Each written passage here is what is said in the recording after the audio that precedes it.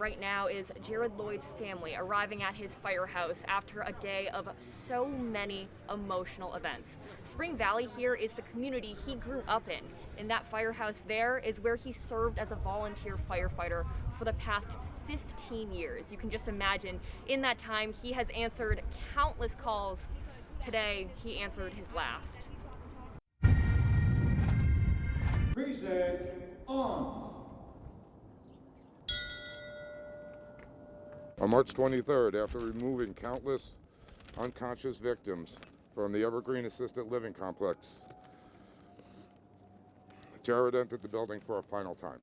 This was one of the worst fires Spring Valley has ever had, but with one of the greatest rescue efforts.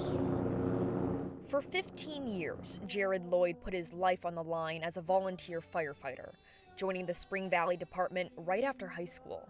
A Spring Valley native, serving the community that raised him. A standout football player at Spring Valley High School, he loved the Tampa Bay Bucks and his favorite, the New York Mets. Jared Lloyd was just 35 years old, his parents' only son, the father of a 4- and 6-year-old. He was all about family, his 2 boys, and his firefighter family. And one of the great honors in my life was when Jared asked me to be the godfather of his son Darius.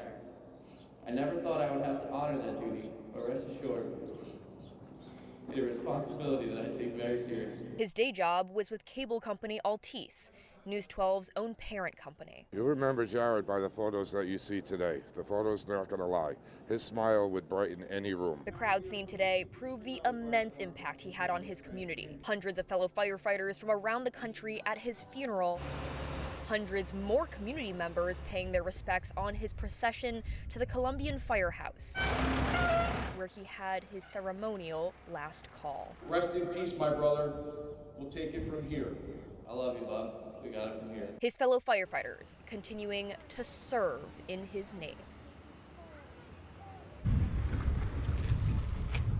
And now that fire truck that Lloyd rode to battle that blaze last month that ultimately took his life, that same fire truck took him to his final resting spot today. And even though it has been certainly an emotional, a somber day, what you're seeing right now is some of his colleagues mingling with his family. They really also want this day to be a positive one, to remember the impact he had on Spring Valley, on Rockland County, and really remember him and be grateful for all he's done.